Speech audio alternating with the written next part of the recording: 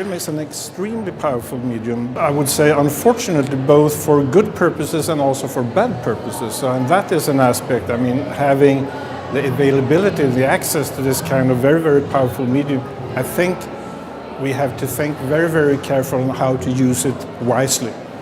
So many people turn out to watch a Norwegian film. It's fantastic, and I'm very strong supporter of cross-country, between the country, different cultural cooperation, and film is the most powerful tool in that respect. And we see that on the turnout here today. Well, Nordic noir is basically a common term that is used to describe the crime fiction from the Nordic countries.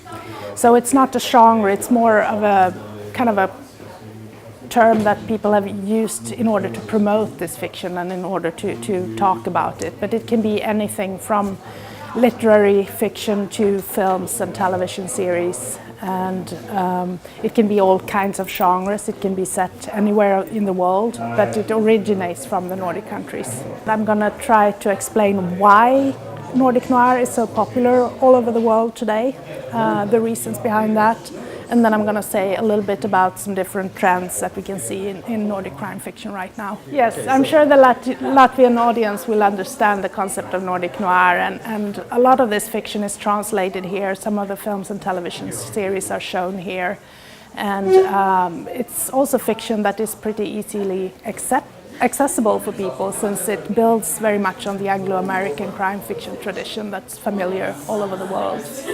Well, I thought the theme was interesting. I know it's been a growing theme, and it's a theme that's gained some popularity, the whole Nordic crime writing, and also being Northern myself, it's interesting to have a different perspective on it and have somebody discussing it fully. Yeah.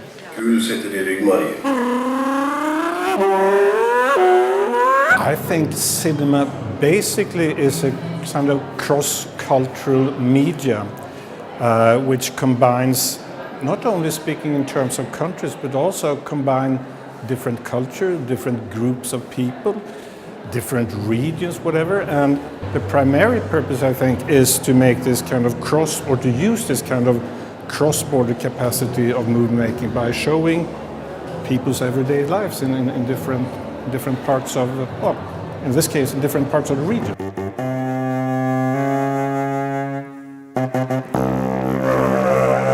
I'm very impressed by the Riga International Film Festival, the program, the turnout, and the number of and the quality films that are being shown here today. And I hope people will use the opportunity to see all the films that are here and learn more about these wonderful films from all these countries.